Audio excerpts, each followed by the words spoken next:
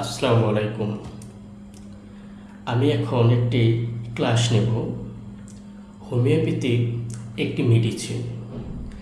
সেই মেডিসিনের নাম হচ্ছে বেসিলিনাম।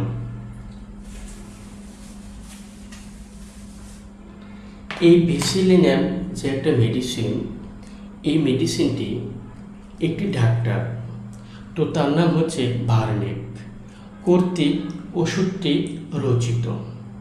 এই ওষুধটি তো চর্মরোগের জন্য বা দাঁত রোগের জন্য একটি সুন্দর মেডিসিন বা অন্যতম একটি মেডিসিন। এই মেডিসিনের নাম হচ্ছে বেসিলিনাম।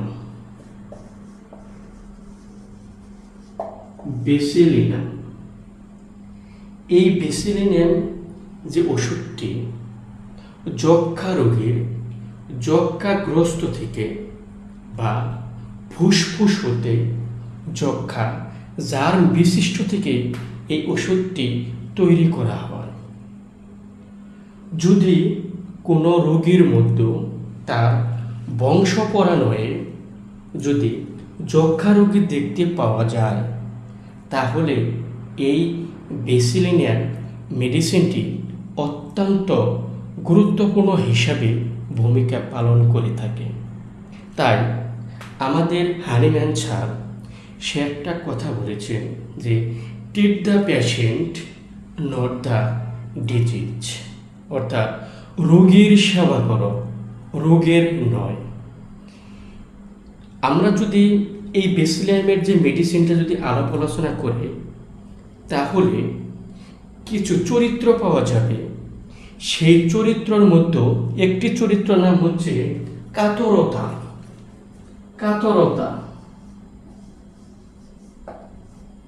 এই কাতরতা হচ্ছে যারা বেসিলিনামের রোগী, এরা অত্যন্ত শীতকাতর হয়ে থাকে, এমনকি সিলি পেশেন্ট।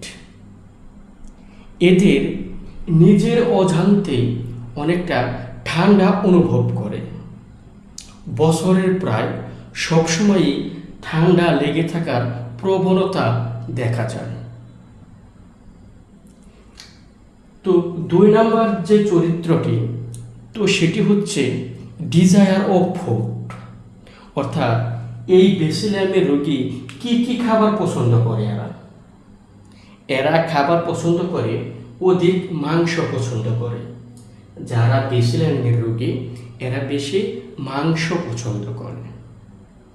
তো 3 নম্বর যে পয়েন্ট, সেই পয়েন্টের নাম হচ্ছে পিপাসা।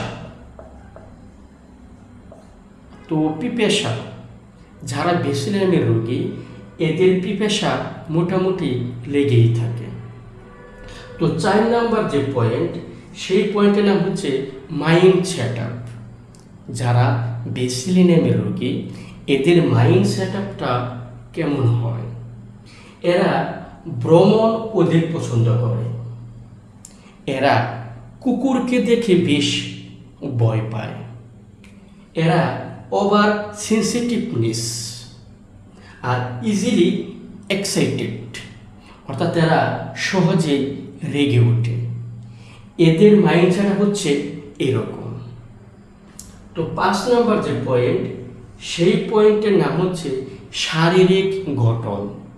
এদের শারীরিক গঠনটা তো কেমন থাকে?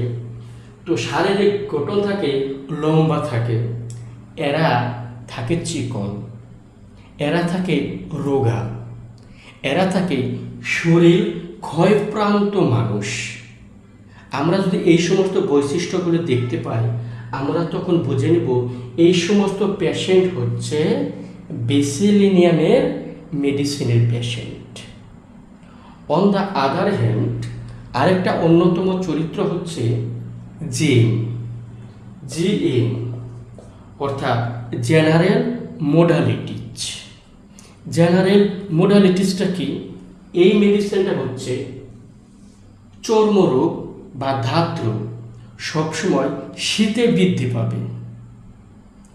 দিনে এবং রাতে যে কোনো সময় বৃদ্ধি পেতে পারে, কিন্তু উষ্ণ আবহাওয়ায় এটা ভালো থাকে। তো 7 নাম্বার যে পয়েন্ট, সেই পয়েন্টের নাম হচ্ছে তো স্ট্রং সিনড্রোম, অর্থাৎ পিকুলার সিস্টেম। অর্থাৎ আমরা পিকুলার সিস্টেমকে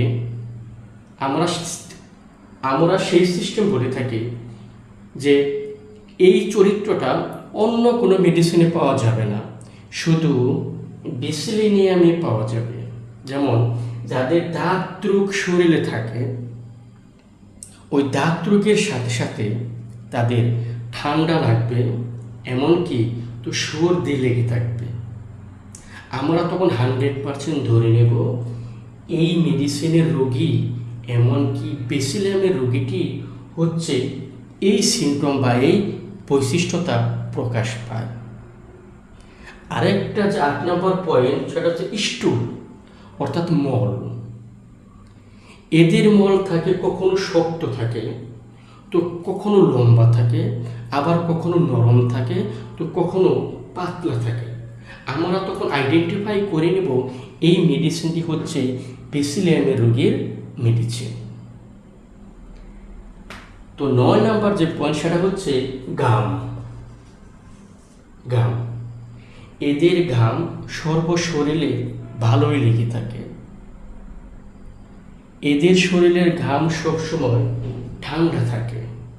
আমরা তখন এই সমস্ত রোগীকে ধরে নেব এরা বেসিলিনিয়ামের রোগী। আমি যে সমস্ত কথাগুলো বললাম, এই সমস্ত কথাগুলো অন্যতম বৈশিষ্ট্য হচ্ছে বেসিলিনিয়ামের রোগীর বৈশিষ্ট্য। ওকে, থ্যাঙ্কস।